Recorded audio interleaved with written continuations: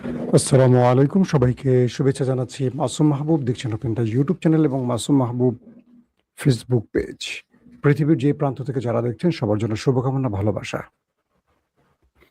প্রিয় দর্শক, বেশ কিছু ব্রেকিং খবর আছে আজকে আপনাদের জন্য। শুক্রবারে বেশ কিছু আনন্দের খবর দিতে চাই, যে খবরগুলো পেলে হয়তো আপনাদের মন ভালো হয়ে যাবে। আপনারা শুনতে এবং দেখতে পাচ্ছেন আশা করি। দর্শক যারা যেখান থেকে কমেন্ট করছেন আমি দেখতে পাচ্ছি। মাসুম ভাই, আপনি কেমন আছেন? আমি ইরানকে ভালোবাসি, গাজীপুর থেকে বিল্লাল। জি, ইরানকে ভালোবাসেন না? আমাকে বাসেন না? আমাকে একটু ভালোবাসবেন। শফিকুল ইসলাম মালদ্বীপ থেকে দেখছেন। মালদ্বীপ ভাই, মালদ্বীপ আসবো ইনশাআল্লাহ। চট্টগ্রাম থেকে কে দেখছেন? জি, মোহাম্মদ আহমদ নাকি নাম? দর্শক, প্রথম যে গুরুত্বপূর্ণ আমি আগে শিরোনামটা আপনাদেরকে এক নজর জানিয়ে রাখি। সেটা হলো, মধ্যপ্রাচ্য থেকে এবার আমেরিকা পালাতে শুরু করেছে ইরানের মার খেয়ে। তারা বিভিন্ন ঘাঁটি ছেড়ে পালাতে শুরু করেছে। অন্যদিকে আমেরিকা মিশরে আক্রান্ত হয়ে এটা বুঝতে পেরেছে যে ইরান আর এই অঞ্চলে তাকে থাকতে দেবে না। ৩ নাম্বার, গাজাতে গাজায় আবারও খসড়া শান্তি পরিকল্পনায় হামাস সম্মত হয়েছে এবং ইসরায়েলি বসতি স্থাপনকারীরা পশ্চিম তীরে আবারও হানা দিচ্ছে। পাশাপাশি কুয়েতে আজকে ব্যাপক অ্যাটাক করেছে ইরানের বাহিনীগুলো। দর্শক, আমি আপনাদেরকে প্রথমে গাজা বিষয়ে সংবাদটি দিয়ে চলে যাব মূল খবরে। আপনারা জানেন যে আমেরিকা ইরানের লড়াইয়ের মধ্যে গাজায় থেমে থেমে হামলা চালাচ্ছে দখলদার বাহিনী এবং প্রতিদিনই কম বেশি সেখানে মানুষ মারা যাবার খবর পাচ্ছি। তো বলা হচ্ছে, গাজার শান্তি বোর্ড জানিয়েছে হামাস এমন একটি কর্ম পরিকল্পনায় সম্মত হয়েছে যার আওতায় পর্যায়ক্রমে হামাস নিরস্ত্রীকরণ করবে, মানে অস্ত্র নিরস্ত্রীকরণে তারা সাড়া দিয়েছে এবং একই সাথে গাজা থেকে ইসরায়েলি সেনা প্রত্যাহার করা হবে। হামাস প্রতিনিধি দলের একজন সদস্য আল জাজিরাকে জানিয়েছে যে এই চুক্তির বাস্তবায়ন নির্ভর করবে ইসরায়েলের চুক্তির অংশ বাস্তবায়নের উপর, যার মধ্যে গাজা থেকে তাদের বাহিনী প্রত্যাহারও অন্তর্ভুক্ত। হামাস আরও বলেছে যে ইসরায়েল নিরস্ত্রীকরণ চুক্তিতে অনুমোদন না দেয়া পর্যন্ত তারা কোনো পদক্ষেপ নেবে না। আগে ইসরায়েলকে এই অঞ্চল ছেড়ে যেতে হবে, গাজা, তারপর ক্রমান্বয়ে আস্তে আস্তে অস্ত্র জমা দেওয়ার কাজটি করবে হামাস। পাশাপাশি মার্কিন প্রেসিডেন্ট ডোনাল্ড ট্রাম্প চুক্তিটি ঘোষণা করার মাত্র কয়েক ঘন্টা পরেই উত্তর গাজায় ইসরায়েলি বিমান হামলায় ফিলিস্তিনিরা আহত হয়েছেন। যখন ডোনাল্ড ট্রাম্প এই চুক্তিটি ঘোষণা করছেন, ঠিক তখনই আবার দেখা যাচ্ছে উত্তর গাজা ইসরায়েলি বাহিনী আবারও হামলা চালিয়েছে।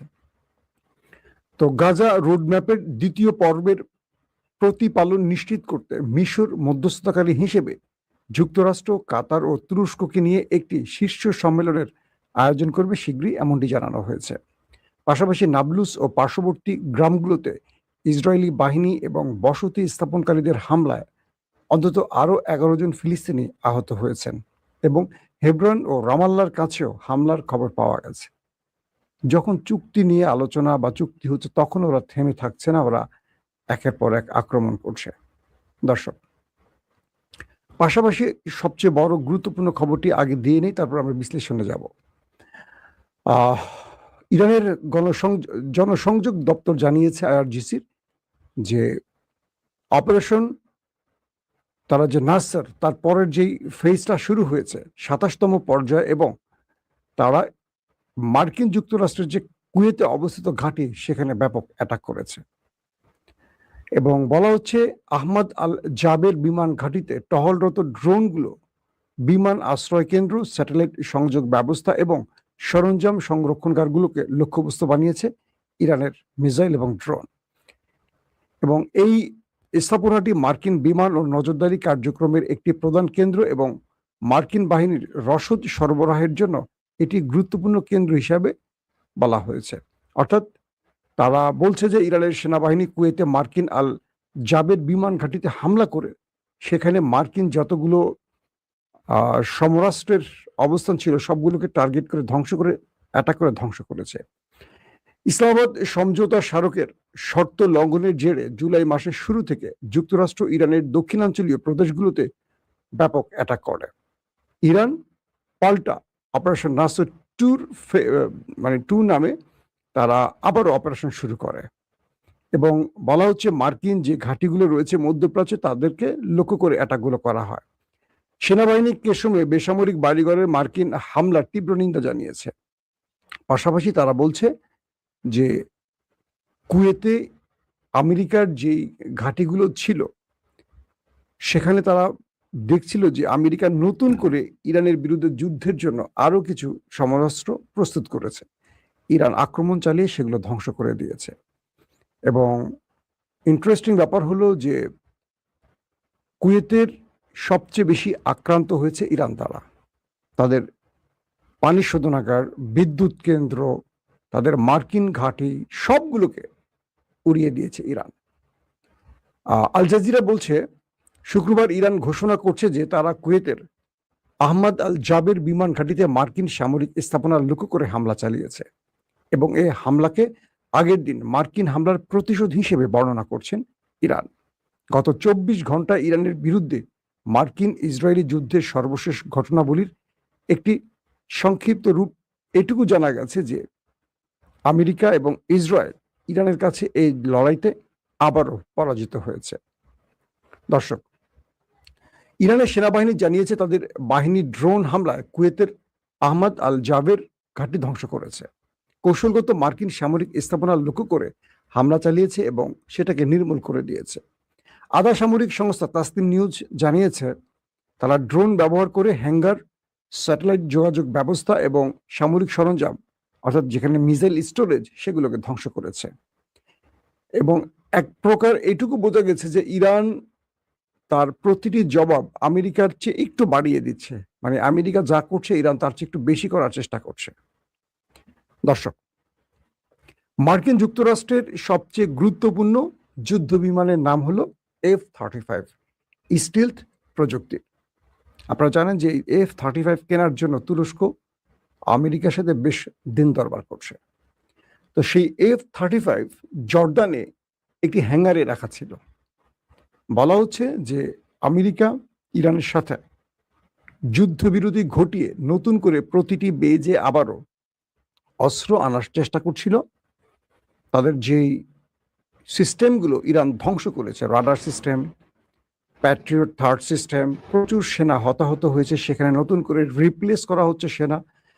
তো আমেরিকা কৌশলে পাকিস্তান এবং কাতারের মাধ্যমে ইরানকে প্রস্তাব দিয়ে 10-15 দিনের জন্য একটা প্ল্যান করেছিল যে এই সময়টা তারা যুদ্ধবিরতি ঘটিয়ে প্রতিটা সামরিক বেজে তারা আবার সংস্কার চালিয়ে ইরানের বিরুদ্ধে যুদ্ধ করবে।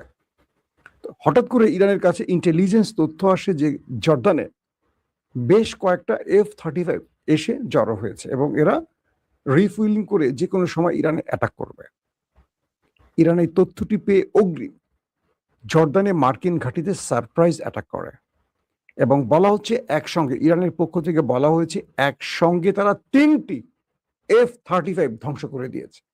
এটা এ পর্যন্ত যুদ্ধে ফেব্রুয়ারির 28 তারিখ থেকে আজ পর্যন্ত যুদ্ধের সবচেয়ে বড় সারপ্রাইজ দিয়েছে আমেরিকাকে ইরান। ইরান বলছে আমরা 3টা F-35 ধ্বংস করেছি। শুধু 3টা নয়, সেইখানে থাকা হ্যাঙ্গারে আরো বেশ কয়েকটাকে আমরা ক্ষতিগ্রস্ত করেছি। মানে কোনোটা 40% ধ্বংস, কোনোটা 30% ধ্বংস, কোনোটা 70% ধ্বংস, অর্থাৎ সেগুলোকে ব্যাপক ক্ষতির মুখে ফেলছে বা সেগুলো ধ্বংস করছে। এবং সেখানে থাকা যে সামরিক বাহিনীর সদস্যরা ছিল এবং এই যুদ্ধ বিমানগুলোকে মেনটেনেন্স করছিলেন যেসব কর্মকর্তারা, তারা প্রাণ হারিয়েছে। এরপর আমেরিকা পাল্টা আবার অ্যাটাক চালায় ইরানের উপর। চালানোর পরপর ইরান আবার পাল্টা কুয়েতে আজকে ম্যাসিভ আকারে অ্যাটাক করে। এখন পর্যন্ত যে খবর পেয়েছি, কুয়েতেও প্রচুর ক্ষয়ক্ষতির মুখে পড়েছে আমেরিকা এবং তাদের সেনারা। ইতিমধ্যে মিশরে মার্কিন গ্যাসের ট্যাঙ্কারে অ্যাটাক হয়েছে এবং আপনারা জানেন যে মধ্যপ্রাচ্যের কোনো দেশকে বাদ রাখেনি ইরান অ্যাটাক থেকে, সবগুলো কেন্দ্রে অ্যাটাক করেছে।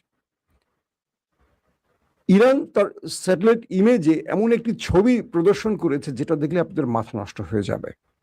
ইরান বলছে যে আরব আমিরাত থেকে, আরব আমিরাতের সবচেয়ে বড় যে মার্কিন ঘাঁটি, সেখান থেকে সকল মার্কিন বিমান, তাদের স্যাটেলাইট তথ্য কেন্দ্র, তাদের আকাশ প্রতিরক্ষা সিস্টেম, তাদের যুদ্ধের হেডকোয়ার্টার সব সরিয়ে নেওয়া হয়েছে আরব আমিরাতের ওই মার্কিন ঘাঁটি থেকে। কয়েকটা ঘাঁটির অন্যতম যে ঘাঁটি, সেখানে আমেরিকা তার পুরো সদস্যদের আধুনিক প্রযুক্তি যা যা আছে সব সরিয়ে ফেলেছে। এবার ইরান দেখাচ্ছিল যে 5 দিন আগের দৃশ্য এটি, 5 দিন পরের দৃশ্য এটি। অর্থাৎ 5 দিন আগে এখানে 5টির মতো যুদ্ধ বিমান দেখা গেছে, 5 দিন পরে আর কিচ্ছু নাই, ফাঁকা করে ফেলছে আমেরিকা। এটা হলো আরব আমিরাত। মধ্যপ্রাচ্যের সবচেয়ে বড় যে ঘাঁটি আল উদেদ, যেটা কাতারে অবস্থিত, সেই কাতারের আল উদেইদও ইরান ব্যাপক অ্যাটাক চালাবার পর একই তথ্যে ইরান বলছে যে আল উদেদ থেকেও মার্কিন সকল সিস্টেম সেনাবাহিনীরা পালিয়ে গেছে, সেখানে তারা নেই। অর্থাৎ ইরান যে লক্ষ্যে এগুচ্ছে সেই লক্ষ্যটা এখন বাস্তবায়ন হচ্ছে। কাতারের আল উদেদ থেকে তাদের যুদ্ধ বিমানগুলো সরিয়ে ফেলা হয়েছে। তাদের যেই সংখ্যা প্রায় 13,500-র মতো সেনাবাহিনী ছিল, তারাও সেখান থেকে পালিয়ে গেছে। একে একে আমেরিকা মধ্যপ্রাচ্য খালি করে পালাতে শুরু করেছে। জর্দানের বেস থেকেও পালিয়েছে তারা। এখন জর্দান, বাহরাইনের 5ম নৌ ঘাঁটি থেকেও অনেক সদস্য পালিয়ে গেছে, অনেক জিনিস সরিয়ে ফেলা হয়েছে। তার মানে মধ্যপ্রাচ্য থেকে আস্তে আস্তে ইরান পালাতে শুরু করেছে। মূলত ইরান এখন আসলে যে গেমটি করছে, এটা ট্রাম্প হতাশ হয়ে গেছেন। কালকে নেভাল অফিসে সাংবাদিকরা ট্রাম্পকে প্রশ্ন করেন, মধ্যপ্রাচ্যে আপনার বিজয়ের সম্ভাবনা কতটুকু? ট্রাম্পের চোখে মুখে আতঙ্কের ছাপ। ট্রাম্প বুঝতে পারেননি যে ইরান আমেরিকাকে এতটা সারপ্রাইজ দেবে। প্রথম যে যুদ্ধটা শুরু করেছিল ইসরায়েলের প্ররোচনায় আমেরিকা, 40 দিনের যুদ্ধ শেষে আমেরিকা বুঝতে পেরেছিল যে তারা এখানে পরাজিত হয়েছে। কিন্তু আবারও আমেরিকার ইসরায়েলপন্থী সেনা সদস্যরা এবং ইসরায়েলের চাপে পড়ে তিনি আবারও যুদ্ধে নেমেছিলেন, সিজফায়ার ভঙ্গ করে, অর্থাৎ ইসলামাবাদ চুক্তি ভঙ্গ করে। তখন তিনি ভিন্ন প্ল্যানে এগোবেন ভেবেছিলেন, কিন্তু ইরান আমেরিকার প্রত্যেকটি চাল অগ্রিম বুঝে তাকে ওভারট্রাম্প করছে। ধরেন, আমেরিকা বারবার বলছে ইরান আমাদের কাছে আসছে, একটা আলোচনা করতে চায়, সিজফায়ার চায়, কিন্তু আমরা কি দেখলাম? এটা পুরো মিথ্যা। কিভাবে মিথ্যা প্রমাণ হলো? আমেরিকার যুদ্ধ বন্ধ করলো কখন? যখন আমেরিকার গণমাধ্যমগুলো বলছে যে আমেরিকার অস্ত্রে টান পড়ে গেছে, প্রচুর সেনা হতাহত হয়েছে, সেখানে সেনাদের রিপ্লেস করা হচ্ছে, বাইরের থেকে ইউরোপ থেকে আনা হচ্ছে, প্রচুর অস্ত্র ইউরোপের ঘাঁটি থেকে আবার মধ্যপ্রাচ্যে আনা হচ্ছে। কারণ কি? তাহলে মধ্যপ্রাচ্যের অস্ত্রগুলো কোথায়? তার মানে ধ্বংস হয়ে গেছে, এটা কনফার্ম। তো আমেরিকা বলছে ইরান যদি আলোচনার টেবিল থেকে উঠে যায় তাদের বড় মাসুল দিতে হবে। আর কি করলো ইরান? কি করলো? ইরান নিজেই সারপ্রাইজ অ্যাটাক করলো। অর্থাৎ কোনো আক্রমণ ছাড়া ইরান নিজেই জর্দানে আক্রমণ করে F-35 গুলো উড়িয়ে দিল। কুয়েতকে এত ম্যাসিভ আকারে অ্যাটাক করলো যে কুয়েত এক প্রকার এখন কি বলবো যে ধোলাই খেলার মতো হয়ে গেছে। কুয়েত থেকেও আমেরিকার সেনারা পালাতে শুরু করছে। কুয়েত সরকার বুঝতে পারছে যে ইরানের সাথে পাঙ্গা নিয়ে তারা কি ভুল করছে। অন্যদিকে সৌদি আরব ইরাকে অ্যাটাক চালিয়ে ইরানের বেশ কয়েকজনকে হত্যা করে চারদিক থেকে এখন আক্রমণের শিকার হচ্ছে সৌদি আরব। এখন সৌদি আরবও বুঝতে পারছে এক ইরান গালফ কান্ট্রিকে পিটিয়ে সোজা করে ফেলছে। পাশাপাশি গালফে থাকা আমেরিকানরা এখন চোখে সর্ষের ফুল দেখছে, কারণ আমেরিকা এখন কোনোভাবেই ইরানকে সাহায্য করতে পারছে না, থামাতে পারছে না। ইরান আর আমেরিকার কথা শুনছে না, এখন তারা তাদের টার্গেট পাচ্ছে, অ্যাটাক করছে। সিআই সদস্যরা, মার্কিন গোয়েন্দা সংস্থার সদস্যরা বিভিন্ন জায়গায় আত্মগোপনে আছে, সেখানে ড্রোন গিয়ে হিট করে তাদেরকে উড়িয়ে দিয়ে আসতেছে। আমেরিকা বলছে, পেন্টাগন বলছে যে আমাদের যুদ্ধ বিমানগুলোর মানে যে কোডে বা যে সিস্টেমে আমরা গোপন গোপন জায়গায় রাখছি, ইরান এই তথ্য পাইলো কোথায়? এই তথ্য ইরানের কাছে আসলো কোথায়? আমরা কখন কোত্থেকে কোন ইউরোপের ঘাঁটি থেকে গোপনে আমাদের যুদ্ধ বিমানগুলো এনে জমা করছি, ডিটেল তথ্য ইরানের কাছে পৌঁছচ্ছে কি করে? এবং ইরান নিখুঁতভাবে অ্যাটাক করছে এবং এই অ্যাটাকগুলো তারা ইন্টারসেপ্ট করতে পারছে না। অর্থাৎ আমেরিকা তার প্রতিরক্ষা ব্যবস্থার এত দুর্গতি, ইরানের মিসাইল এবং ড্রোনগুলোকে তারা ইন্টারসেপ্ট করতে পারছে না। ইরান তার ঘরে বসে একটা ড্রোনকে বা একটা মিসাইলকে নেভিগেশন অন করে, জিপিএস অন করে যেই টার্গেট বলে দিচ্ছে সেই টার্গেটে হিট করে ধ্বংস করে চলে আসছে। পৃথিবীর সবচেয়ে বড় প্রযুক্তির, উন্নত প্রযুক্তির মালিক আমেরিকা এখন ইরানের কাছে পরাজয় ছাড়া কিছু দেখতে পাচ্ছে না। উল্টো মধ্যপ্রাচ্যের ঘাঁটি ছেড়ে এখন তারা পালাতে শুরু করেছে। তার মানে কি বুঝতে পারছেন? আরবরা বুঝতে পেরেছে যে ইরানের সাথে আমেরিকা পারছে না। আরবরা বুঝে গেছে। এখন আমেরিকা নিজেই পালানো শুরু করছে আরবদেরকে ছেড়ে, যে আরবদেরকে রক্ষার নামে আমেরিকা এসে পেট্রো ডলারগুলো পকেটে নিয়ে বাড়ি চলে যেত।